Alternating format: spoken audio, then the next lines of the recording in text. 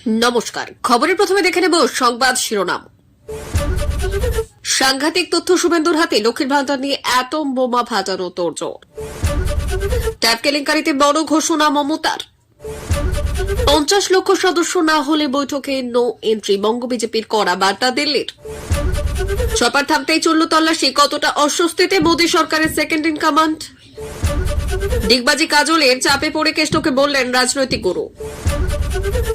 আরও মানুষকে আন্দোলনে যুক্ত করার ডাকে গণ কনভেনশন। অভিষেকের নেতৃত্বে শুরু হচ্ছে ডক্টর সাবমিট 2024।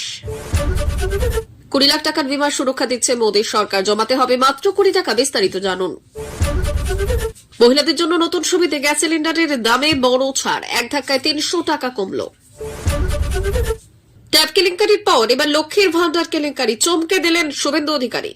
আসছি বিস্তারিত খবরে। একদিকে ট্যাবের আর্থিক দুর্নীতি, অন্যদিকে ডিয়ার লটারির বড় সড় কেলেঙ্কারির অভিযোগ। সর্বনাশ বাংলার সাধারণ মানুষের কোটি কোটি টাকা আত্মসাতের অভিযোগ। এরই মধ্যে আরেক নয়া কেলেঙ্কারি তথ্য ফাঁসের হুঁশিয়ারি দিলেন বিরোধী দলনেতা শুভেন্দু অধিকারী। ছাত্রছাত্রীদের রাজ্য সরকারের দেওয়া ট্যাবের আর্থিক কেলেঙ্কারির একের পর এক জেলায় ছড়িয়ে পড়েছে। আর এই কেলেঙ্কারিতে যুক্ত থাকার অভিযোগে একাধিক ব্যক্তি গ্রেপ্তার হয়েছে। ধৃতদের বেশিরভাগই সাইবার ক্যাফের কারবারের সঙ্গে যুক্ত। নিত্যদিন ট্যাবের কেলেঙ্কারিতে নতুন নতুন স্কুলের নাম প্রকাশ পাচ্ছে। তদন্তের জন্য রাজ্য শিট গঠন হয়েছে। এক কথায় ট্যাবের টাকা কোথায় গেল তা নিয়ে তোলপাড় বাংলা। এদিকে ডিয়ার লটারির গোডাউনে অফিসে হানা দিয়েছে এনফোর্সমেন্ট ডিরেক্টরেট। ইতিমধ্যে কোটি কোটি টাকা উদ্ধার করেছে ইডি। যেন একযোগে চলছে দুই কেলেঙ্কারি। এরই মধ্যে এবার আরেক রাজ্য সরকারের প্রকল্প লক্ষ্মীর ভান্ডারের দুর্নীতি ফাঁস করার কথার ঘোষণা করলেন বিরোধী দলনেতা শুভেন্দু অধিকারী। রাজ্য সরকারের একাধিক জনমুখী প্রকল্প রয়েছে। বিভিন্ন স্কিমের মাধ্যমে সরাসরি উপভোক্তারা ব্যাংক অ্যাকাউন্ট থেকে টাকা পেয়ে থাকেন। তার মধ্যে লক্ষ্মীর ভান্ডার প্রকল্প বিশেষ উল্লেখযোগ্য। বিগত 2021 বিধানসভা নির্বাচনে লক্ষ্মীর ভান্ডারের প্রতিশ্রুতিতে অনেকটাই বাজিমাত করতে সক্ষম হয়েছিল ঘাসফুল শিবির, মনে করছে রাজনৈতিক মহল। তারপর চলতি বছরে লোকসভা নির্বাচনের আগের হারানো জমি কিছুটা উদ্ধার হয়েছে তৃণমূল কংগ্রেস। তাতেই এই প্রকল্পের ভূমিকা বিশেষ দেখছে রাজনৈতিক মহল। মহিলা ভোটারদের বড় অংশ সমর্থন করেছে মমতা বন্দ্যোপাধ্যায়ের দলকে। ভোট প্রচারে লক্ষ্মীর ভান্ডার ছিল বড় ইস্যু। এবার সেই লক্ষ্মীর ভান্ডার প্রকল্প নিয়ে বড় সড় বোমা ফাটালেন নন্দীগ্রামের বিধায়ক। ট্যাবকাণ্ডে প্রচারিত 1911 জন পড়ুয়ার মধ্যে কেউ বঞ্চিত হবে না, আশ্বাস দিলেন মুখ্যমন্ত্রী মমতা বন্দ্যোপাধ্যায়। শুক্রবার বাগডোগরা বিমানবন্দরে তিনি জানান, সমস্ত ছাত্রছাত্রী তরুণের স্বপ্ন প্রকল্পে ট্যাব কেনার জন্য বরাদ্দ টাকা পাবেন। মমতা আরো বললেন, এটি মিডিয়া ট্রায়ালের বিষয় নয়। মহারাষ্ট্র, রাজস্থান সহ অন্যান্য রাজ্যেও গ্যাংটি একইভাবে নানা প্রজেক্ট হাইজ্যাক করেছে। আমাদের প্রশাসন শক্তিশালী শীট গঠন করা হয়েছে। রাজ্যের 16 লক্ষ পড়ুয়ার জন্য বরাদ্দ 10,000 টাকা, কিন্তু জেলায় জেলায় ছাত্রদের ব্যাংক অ্যাকাউন্টে পরিবর্তন করে টাকা হাতিয়ে নেয় প্রতারকরা। ইতিমধ্যে তদন্তে 93টি মামলা দায়ের হয়েছে এবং 11 জন গ্রেপ্তার হয়েছে। বিশেষ তদন্তকারী দল গঠন করা হয়েছে। সাইবার ক্রাইম ও সিআইডি বিভাগের সাহায্যে শিক্ষক দপ্তরও এবার নজরদারি চালাবে। মহারাষ্ট্র, ঝাড়খণ্ড ও রাজস্থানের সাইবার গ্যাংয়ের সঙ্গে সম্পর্কিত ব্যাংক অ্যাকাউন্টে ট্যাবের টাকা ঢুকেছে। তদন্তকারীদের ধারণা, এই চক্রের কেন্দ্র মালদার চোপড়া। 100টি বেআইনি অ্যাকাউন্টের সন্ধান মিলেছে। ধৃতদের মোবাইল ফোন এবং অনলাইন লেনদেনের মাধ্যমে ভিন রাজ্যের গ্যাংয়ের খোঁজ মিলেছে। সিসি ক্যামেরার ফুটেজ দেখে তদন্ত চলছে। এদিন পূর্ব মেদিনীপুরের ট্যাব কাণ্ডে আরও 2 জনকে গ্রেপ্তার করেছে পুলিশ। ধৃতদের মধ্যে রয়েছেন মালদা সুব্রত বসাক ও উত্তর দিনাজপুরের চোপড়ার নূর আলম। তদন্ত চলছে এবং নিশ্চিত করা হচ্ছে আরও অনেক প্রতারক। অন্তত 50 লক্ষ সদস্য না করতে পারলে 20 নভেম্বর দিল্লিতে মেম্বারশিপ পর্যালোচনা বৈঠকে নো এন্ট্রি বঙ্গ বিজেপি নেতাদের। কেন্দ্রীয় নেতাদের থেকে এমনই কড়া বার্তা আসার পরই বঙ্গ বিজেপি নেতারা মহা দুশ্চিন্তায় পড়েছেন। 1 কোটি সদস্য সংখ্যার লক্ষ্যমাত্রার ধারে কাছে পৌঁছানো সম্ভব নয় বলেই মনে করছে বঙ্গ বিজেপির বড় অংশ। লক্ষ্য ছিল 1 মাসে 1 কোটি, অর্থাৎ নভেম্বর মাসের মধ্যে সদস্য সংগ্রহের 1 কোটির টার্গেট পূরণ করা। বাংলায় সদস্যতা অভিযানের কাজ আশানুরূপ না হওয়ায় হতাশা প্রকাশ করেছেন সদস্য সংগ্রহের দায়িত্বপ্রাপ্ত বিজেপির কেন্দ্রীয় সম্পাদক ঋতুরাজ সিংহ।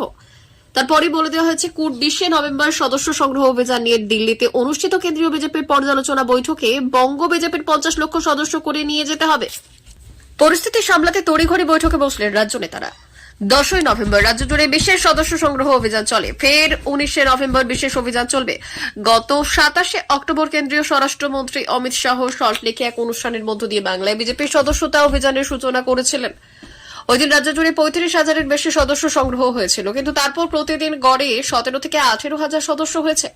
গত 10 নভেম্বর বিশেষ সদস্যতা অভিযানে 73,000-এর কিছু বেশি সদস্য সংগ্রহ হয়েছে। সূত্রের খবর, দক্ষিণবঙ্গের প্রতিটি জেলায় 20,000 গড়ে সদস্য সংগ্রহ হয়েছে, আর উত্তরবঙ্গে জেলা প্রতি গড়ে 40,000। বিজেপি সূত্রে খবর, এখনো পর্যন্ত উত্তর এবং দক্ষিণবঙ্গ মিলিয়ে 15 লক্ষের কাছাকাছি সদস্য সংগ্রহ হয়েছে। এবার অবশ্য মিসড কলের সংখ্যা ধরে সদস্যের হিসেব হচ্ছে না, অ্যাপে গিয়ে ফর্ম ফিল আপ করলে তবেই সদস্য ধরা যাবে।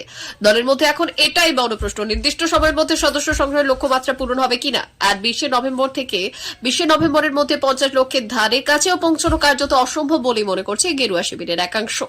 যদিও রাজ্য বিজেপি নেতাদের দাবি নির্দিষ্ট সময়ের মধ্যে সদস্য সংগ্রহের লক্ষ্যমাত্রা পূরণ করা সম্ভব হবে। অন্যদিকে সোশ্যাল মিডিয়ায় বিজেপি নেতৃত্ব সরব হলেও মাঠে ময়দানে বাংলায় দলের নেতা কর্মীদের সেভাবে দেখা যাচ্ছে না বলে দিল্লির নেতৃত্বের কাছেও খবর গিয়েছে। পদ্ম শিবিরের এটা নিয়ে প্রশ্ন উঠেছে, কেন্দ্রীয় নেতাদের তোপের মুখে পড়তে পারেন বঙ্গ বিজেপি নেতৃত্ব। এদিকে রাজ্যের বিভিন্ন জায়গায় সদস্যতা অভিযান কর্মসূচিতে গত বৃহস্পতিবার ছিলেন প্রাক্তন রাজ্য সভাপতি দিলীপ ঘোষ, রাহুল সিনহা থেকে শুরু করে সাংসদ জ্যোতির্ময় সিং মাহাতো, যুব মোর্চার সভাপতি ডক্টর ইন্দ্রনীল খা, মহিলা মোর্চা সভানেত্রী ফাল্গুনী পাত্র, সংখ্যালঘু মোর্চার সভাপতি চার্লস নন্দী প্রমুখ নেতা। অমিত শাহের চপারে তল্লাশি। মহারাষ্ট্র ও ঝাড়খণ্ড বিধানসভা নির্বাচনের মধ্যেই নির্বাচন কমিশনের কর্মকর্তারা কেন্দ্রীয় স্বরাষ্ট্রমন্ত্রী অমিত শাহের চপারে তল্লাশি চালিয়েছেন। এরপরে তিনি একটি ভিডিও এবং একটি বার্তা সোশ্যাল মিডিয়ায় শেয়ার করেছেন। কি লিখেছেন? মোদী সরকারের সেকেন্ড ইন কমান্ড। সামনে মহারাষ্ট্র এবং ঝাড়খণ্ড বিধানসভা উপনির্বাচন, আর এইভাবে এই আবহে কেন্দ্রীয় স্বরাষ্ট্রমন্ত্রী অমিত শাহের হেলিকপ্টারে তল্লাশি চালান কমিশনের আধিকারিকরা কপ্টারের ভেতরে থাকা সবকটি ব্যাগ পরীক্ষা করেন। সেই সংক্রান্ত ভিডিও পোস্ট করে কেন্দ্রীয় স্বরাষ্ট্রমন্ত্রী অমিত শাহ বলেছেন, বিজেপি সুষ্ঠু নির্বাচনে বিশ্বাস করে এবং কমিশনের তরফে জারি করা সকল নিয়ম মেনে চলে। সম্প্রতি উদ্ধব ঠাকরের হেলিকপ্টারেও তল্লাশি চালিয়েছে নির্বাচন কমিশনের আধিকারিকরা। বীরভূম জেলা তৃণমূলের কোর কমিটিতে অন্তর্ভুক্ত হলেন অনুব্রত মণ্ডল। শনিবার ছিল বীরভূমে কোর কমিটির বৈঠক, আর সেখানেই একসঙ্গে অনেকদিন পর একসঙ্গে দেখা গেল অনুব্রত এবং কাজল শেখকে। শুধু তাই নয়, বীরভূমে জেলা পরিষদের সভাধিপতির মুখে শোনা গেল কেষ্ট বন্দনা। কোর কমিটির বৈঠক শেষ হতেই সাংবাদিক সম্মেলন করলেন কাজল শেখ, আর তখনই তিনি বললেন, কেষ্টদার হাত ধরেই রাজনীতিতে আসা তিনি আমার রাজনৈতিক গুরু এবং অভিভাবক। আমাদের মধ্যে কোথাও কোনো দ্বন্দ্ব নেই, একসঙ্গে চলবো এবং একসঙ্গে কাজ করতে হবে। বলা বাহুল্য, এদিনের কোর কমিটির বৈঠকে 6 সদস্য অনুব্রতকে মধ্যমণি করে বসেছিলেন, তবে জানা গিয়েছে বৈঠকের সময় খুবই অল্প, কথা বলেছিলেন কেষ্ট।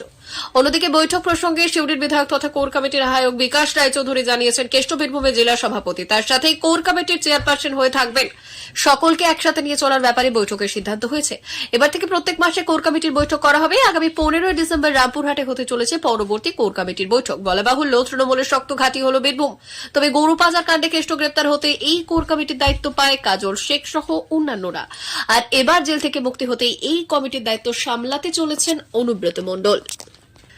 আবেগ নয়, যুক্তি দিয়ে বুঝিয়ে সাধারণ মানুষকে আরো বেশি করে আন্দোলনে সামিল হতে হবে। আজিকর কাণ্ডের সুবিচারের দাবিতে এইভাবেই আরো জোরদার লড়াই সংগঠিত করার আওয়াজ উঠল গণ কনভেনশন থেকে। শুক্রবার মৌলালী যুব কেন্দ্রে যৌথভাবে ওই কনভেনশনের আয়োজন হয়েছিল এবং আয়োজন করেছিল medical service centre, service doctors forum এবং নার্সেস ইউনিট। এদিন অনেকের কথাতে উঠে আসে কিভাবে খুন ও ধর্ষকের ঘটনাকে ধামাচাপা দেওয়ার চেষ্টা করা হয়েছে, এমনকি এখনো বিচার না পাওয়ায় ক্ষোভ প্রকাশ করলেন উপস্থিত সকলে। মেডিকেল সার্ভিস সেন্টারের রাজ্য সম্পাদক চিকিৎসক বিপ্লব চন্দ্র তুলে ধরেন 9 আগস্টের পর জুনিয়র চিকিৎসকদের মধ্যে আতঙ্কের ছবি। বিপ্লব বললেন, সেই মুহূর্ত থেকে আমরা আন্দোলনের পথে ছিলাম, আজও রয়েছি। আয়োজকরা জানান, আন্দোলনকে নির্দিষ্ট দিশা দেখানোর জন্য এই কনভেনশনের আয়োজন। সেখানে আগামী দিনের কয়েকটি কর্মসূচিও নেওয়া হয়েছে। রাজ্যের সব মেডিকেল কলেজে হুমকি প্রথার বিরুদ্ধে দলমত নির্বিশেষে জুনিয়র চিকিৎসকদের নিয়ে কমিটি গঠনের পরিকল্পনা করা হয়েছে। আজিকরের আন্দোলন গ্রামাঞ্চলে ছড়িয়ে দিতে মহিলাদের নিয়ে কমিটি গঠন করা হবে, যাতে খুন বা ধর্ষণের মতো ঘটনায় ওই কমিটি ঘটনাস্থলে গিয়ে প্রতিরোধ করতে পারে। আবার হুমকি প্রথায় অভিযুক্ত আজিকরের 51 জন বর্ধমান মেডিকেল কলেজের 10 জনকে বাঁচানোর চেষ্টা রাজ্য প্রশাসন করছে। এই অভিযোগ তুলে 18 নভেম্বর স্বাস্থ্য দপ্তরের স্মারকলিপি দেওয়ার কর্মসূচিও নেওয়া হয়েছে। আজিকর হাসপাতালের ঘটনায় বাংলার মাটি তপ্ত হয়ে উঠেছিল। কর্মবিরতি, আমরণ, অনশন, রাত দখল, ভোট দখল, দ্রোহের কার্নিভাল দেখেছিলেন বাংলার মানুষ।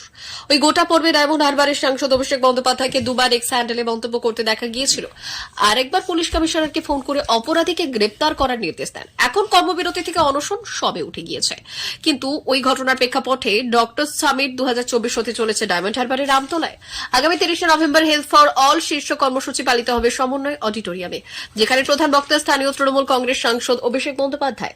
এখন 2 ডাক্তারের নাম দিয়ে কর্মসূচির প্রচার শুরু হয়েছে, যা নিয়ে চর্চা তুঙ্গে। এই ডক্টর সামিট 2024 কর্মসূচি এখন আলাদা মাত্রা পেয়েছে, কারণ এখানে প্রায় 1000 চিকিৎসকের সঙ্গে কথা বলবেন তৃণমূল কংগ্রেসের সর্বভারতীয় সাধারণ সম্পাদক। আগামী 30 নভেম্বর আমতলা সমন্বয় প্রেক্ষাগৃহে এই বৈঠকের আয়োজন করার দায়িত্বে রয়েছেন তৃণমূল কংগ্রেসের চিকিৎসক নেতা শান্তনু সেন। যে শান্তনু সেনকে নানা পদ থেকে সরিয়ে দেওয়া হয়েছিল দলবিরোধী মন্তব্য করার জন্য, আর অভিষেক তাকেই কাছে নিয়ে এলেন। আজিকর হাসপাতালের ঘটনার 95 দিন পূর্ণ হওয়ার পর এই প্রথম এমন বড় মাপের কর্মসূচি নেওয়া হচ্ছে চিকিৎসকদের দিয়ে, যা অত্যন্ত তাৎপর্যপূর্ণ। এই কর্মসূচি হওয়ার আগে রাজ্যের 6টি উপনির্বাচনের ফলাফল প্রকাশ হয়ে এসে যাবে। তাতে বোঝা যাবে আজিকর হাসপাতালের ঘটনায় কোনো প্রভাব পড়ল কিনা ভোট বক্সে। কেন্দ্রীয় সরকার দেশবাসী সাধারণ মানুষদের জন্য প্রধানমন্ত্রী সুরক্ষা বীমা যোজনা প্রকল্পটি চালু করেছেন। সরকারের তরফে চালু হওয়া এই প্রকল্পটি 20 লাখ টাকার বীমা সুরক্ষা প্রদান করে। তবে এই সুবিধা পেতে হলে আপনাকে জমাতে হবে মাত্র 20 টাকা। কি ভাবছেন কিভাবে পাবেন বীমা যোজনা সুবিধা? আজকের প্রতিবেদনে সেই বিষয়ে আলোচনা করব। বর্তমানে বিভিন্ন সরকারি এবং বেসরকারি বীমা যোজনা প্রকল্প চালু হয়েছে। বেসরকারি ক্ষেত্রে অনেকেই টাকা জমান, তবে সরকারি যোজনায় আপনি অনেক কম টাকা জমিয়েই অনেক বেশি সুবিধা পেয়ে যেতে পারেন। উদাহরণস্বরূপ বলাই যায় প্রধানমন্ত্রী সুরক্ষা বীমা যোজনার কথা। এখানে মাত্র 20 টাকা জমা করে 20 লক্ষ টাকার বীমা সুবিধা পাবেন। তবে তার জন্য বেশ কিছু নিয়ম আপনাকে মানতে হবে। আজকের প্রতিবেদনটি পুরোপুরি দেখুন। আজকের প্রতিবেদনে আমরা আলোচনা করছি ভারত সরকারের একটি বীমা যোজনা প্রকল্প সম্পর্কে। ভারত সরকার পরিচালিত এই গুরুত্বপূর্ণ বীমা যোজনা প্রকল্প প্রধানমন্ত্রী সুরক্ষা বীমা যোজনা আরম্ভ হয় 2015 সালে। এটি একটি দুর্ঘটনা বীমা প্রকল্প। এই স্কিমের অধীনে একজন ব্যক্তি 2 লক্ষ পর্যন্ত বীমা কভার দেওয়া হয়, যাদের বয়স 18 বছর থেকে 70 বছরের মধ্যে। এমন কোন ভারতীয় নাগরিক বিনিয়োগ করতে পারেন প্রধানমন্ত্রী সুরক্ষা বীমা যোজনায়। এই স্কিমের একজন ব্যক্তিকে বার্ষিক প্রিমিয়াম জমা দিতে হবে মাত্র 20 টাকা। পলিসিটি প্রতি বছর রিনিউ করতে হয়। ভারত সরকার পরিচালিত স্কিমে একজন পলিসি হোল্ডার যদি দুর্ঘটনায় মারা যান, তাহলে তার পরিবারকে মোট 2 লক্ষ টাকা দেওয়া হয়। অন্যদিকে যদি পলিসি ধারক যদি দুর্ঘটনায় তার 2টি চোখ হারায়, তাহলে পরিবারকে দেওয়া হয় 2 লাখ টাকা। তারপরও তার পরিবার পাবে 2 লাখ টাকা। একইভাবে যদি ব্যক্তির উভয় হাত ও উভয় পা বিকল হয়, তবে বীমাকারীর পরিবার সেক্ষেত্রে ক্ষতিপূরণ হিসেবে পাবে 2 লাখ টাকা। যদি বীমাকারী ব্যক্তি দুর্ঘটনায় একটি হাত বা পা বা একটি চোখ হারান, তবে তিনি মোট 1 লাখ টাকা পাবেন। মহিলাদের জন্য নতুন সুবিধে, গ্যাস সিলিন্ডারের দামে বড় ছাড়, এক ধাক্কায় 300 টাকা কমল। সম্প্রতি সরকারের একটি নতুন ঘোষণা সকলের মুখে হাসি ফুটিয়েছে। বিশেষ করে গৃহিণী ও মহিলাদের জন্য এটি একটি বিশাল স্বস্তির খবর। রান্নার কাজে ব্যবহৃত এলপিজি সিলিন্ডারের দাম এক ধাক্কায় 300 টাকা পর্যন্ত কমিয়ে দেওয়া হয়েছে। এই সিদ্ধান্ত মহিলাদের জন্য রান্নাঘরের বাজেটকে আরও সাশ্রয়ী করে তুলবে। এই নতুন মূল্য হ্রাসের ফলে সাধারণ মানুষ ও গৃহিণীরা তাদের ঘরোয়া বাজেট আরও সহজে সামলাতে পারবেন। রান্নার খরচ কমে যাওয়ায় এখন পরিবারের অন্যান্য প্রয়োজনীয় খরচেও সুবিধা হবে। সরকারের এই পদক্ষেপ সত্যি প্রশংসনীয়, যা নারীদের দৈনন্দিন জীবনে স্বস্তি এনে দেবে। রাজ্য জুড়ে ট্যাব কেলেঙ্কারি নিয়ে চরম চাপে নবান্ন। কি করে এত বড় মাপের ঘটনা ঘটলো তা নিয়ে কটাক্ষ করতে শুরু করেছেন বিরোধীরা। আর এইসবের মাঝেই এবার লক্ষ্মীর ভান্ডার নিয়ে যে বড়সড় কেলেঙ্কারি তথ্য তার হাতে এসে পৌঁছেছে, সেই ব্যাপারে বোমা ফাটালেন রাজ্যের বিরোধী দলনেতা শুভেন্দু অধিকারী। প্রসঙ্গত এদিন এই ব্যাপারে শুভেন্দু বাবুকে একটি প্রশ্ন করা হয়, আর সেই প্রশ্নের উত্তর দিতে গিয়ে আগামী দিনে যে লক্ষ্মীর ভান্ডার নিয়ে বড় কেলেঙ্কারি তথ্য তিনি ফাঁস করতে চলেছেন, সেই ব্যাপারে বড়সড় আভাস দেন। শুভেন্দু বাবু বললেন, এরপর লক্ষ্মীর ভান্ডারের কেলেঙ্কারির সামনে আসবে। আমার কাছে ইতিমধ্যে প্রচুর লক্ষ্মীর ভান্ডারের ভুয়ো অ্যাকাউন্টের তথ্য এসেছে, আমি বের করে দেব। প্রিয় দর্শক, এখনকার মতো খবর এই পর্যন্তই। ধন্যবাদ।